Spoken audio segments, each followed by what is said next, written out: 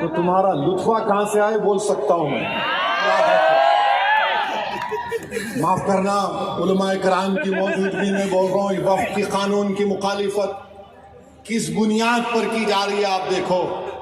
یہ ہو جائے گا، وہ ہو جائے گا، کچھ نہیں ہوگا، صرف جائیدادوں کو لوٹنے کے لیے کیا جا رہا ہے.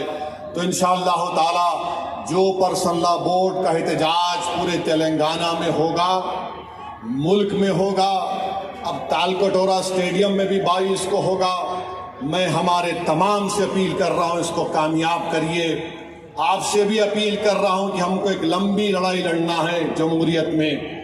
قانونی لڑائی لڑ رہے ہمارے وکیل، اللہ ہمارے وکلا کو سلامت رکھے، اللہ ان کو اور ہمت دے، اور اللہ ہم کو ہمت دے، اللہ ہمارے ایمان کو سلامت رکھے. یاد رکھو مسلمانوں، بغیر ایمان کے ہم ایک زندہ لاش کی طرح ہیں، بغیر مسجدوں کے ہم کچھ نہیں ہیں، بغیر جائیدادوں کے جس کا مالک اللہ اگر کوئی اور قبضہ کر لے گا تو ہم کیا جواب دیں گے رب کائنات کے سامنے. تھوڑی تکلیف اٹھانا پڑے گا. آج مغرب کی نماز پڑھتے وقت اس چادر کے نیچے کنکر ہمارے گھٹنوں کو چبا رہے تھے، اور ہم یہ امید کر رہے تھے کہ امام صاحب جلدی نماز ختم کر لیں گے.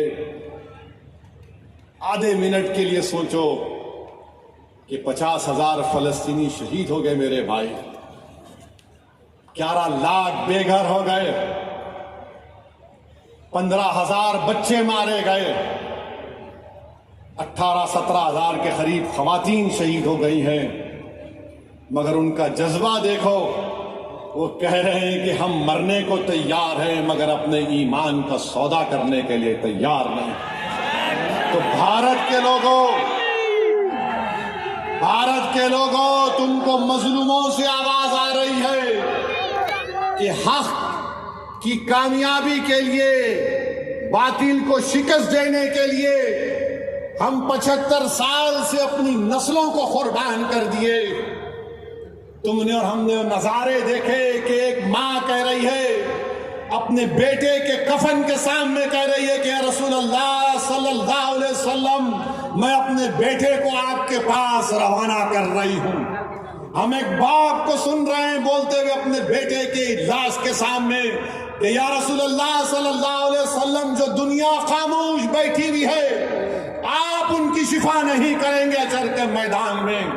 میرے عزیز دوستوں اور بزرگوں، ہم کو صرف پرامن احتجاج کرنا ہے تاکہ ہم آنے والی نسلوں کو بتا سکیں کہ 2025 میں ایسے بھی نوجوان اور بزرگ اور خواتین تھے جنہوں نے وقت کے فرعون کے سامنے جھکنے کی تو بات تو چھوڑو، انہوں نے اس کی تکالیف پر اف بھی نہیں کہا. ہم جمہوری طریقے سے لڑیں گے.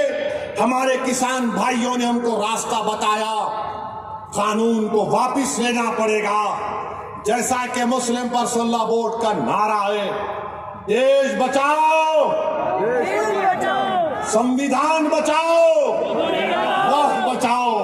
تو نعرہ لگاؤ، سنویدھان بچاؤ، وقت بچاؤ، سنویدھان بچاؤ، وقت بچاؤ. آپ ساتھ ہیں نا ہمارے انشاءاللہ تعالی؟ یاد رکھو، تم ساتھ بھی نہیں ہیں تو ہم حسین کا پرچم لے کر کربلا میں اتر جائیں گے، کیونکہ اگر تم ساتھ ہوگے تو یزید کو معلوم ہو جائے گا کہ یہ حسین کے غلام ہیں، یہ طاقت کو دیکھ کر جھکنے والے نہیں ہیں. تو میرے عزیز دوستوں اور بزرگوں، پرامن طریقے سے اپنے اپنے گھر کو روانہ ہوئیے، جھنڈے مت لہرائیے. اب نعرے لگانے کا یہاں پہ وقت ختم ہو چکا ہے. پرامن طریقے سے اپنے گھروں کو جائیے. بڑی تعداد میں ہماری ماں اور بہنیں بھی آئی ہیں، میں ان کا شکریہ